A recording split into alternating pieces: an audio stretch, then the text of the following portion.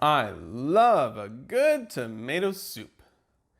You can see I have two versions here coming at you. We have standard buy it from the grocery store, Campbell's soup, toss it in the pot, add water, it's done. But I also have this option. I can just toss in the ingredients that I want, turn the MioMat on 35 minutes later, and I'll have a wonderful, better than store-bought tomato soup. The MioMat makes making homemade fresh soups a breeze, as long as you first chop the ingredients to make it easier for the MioMat to blend them together. To take care of these small size, I use the Fullstar vegetable chopper to get the ingredients to the right size for the MioMat. For this recipe, I chopped 1 medium onion, 1 pasilla pepper, and 5 tomatoes, because that's as much ingredients as would fit into the MioMat.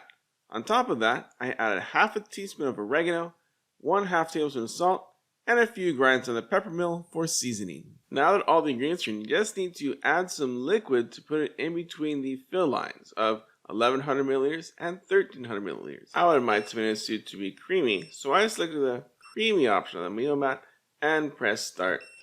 The MioMat will then alternate between heating up the ingredients and blending them together to create a soup in about 35 minutes. After the MioMat has finished creating the soup, it starts to beep, so that's time for me to take it out.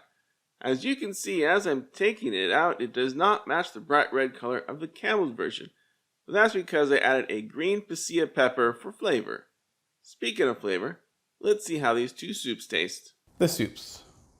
We're not going to go for a blind taste test. Why not, you ask? Just smelling them, I know which one's which. More than just tomato. Pretty much tomato only. I mean, I've had Campbell's tomato soup so often, I know what I'm getting. This one, I don't know, it's a new recipe. All right, so let's see. Let's start with the standard, the traditional Campbell's soup. See what it's like. Tastes like tomato canned soup. Let's try this soup. It almost tastes like I'm drinking salsa. And you can taste the fresh ingredients in here. I mean, what can I say? If I blind tasted them, I would know exactly.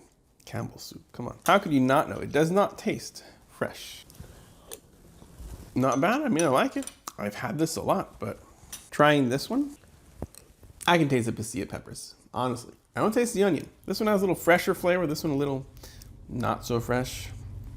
The other test. This grilled cheese, and with an electric skillet. The top side has a panini kind of grill to it. The bottom side is flat, so you can see what it looks like. Now, why do I want to bring this out? You can see the recipe in the other video, but mainly, I want to try my favorite thing to do with these sandwiches, cheese sandwich, these soups, dip it in.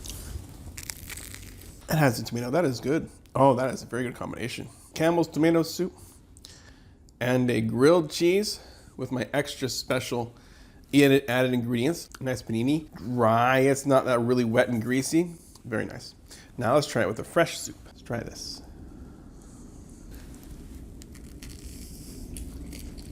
A nice added touch. It's like adding salsa to a grilled cheese sandwich. Well, more than just grilled cheese. Would I make this tomato soup again?